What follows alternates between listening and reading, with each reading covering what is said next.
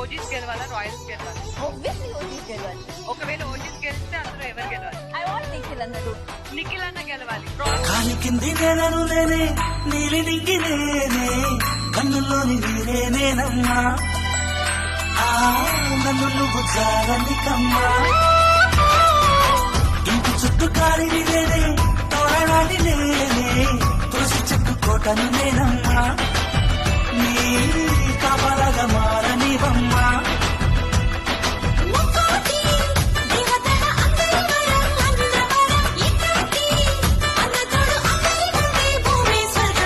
చెల్లిపోని బంధం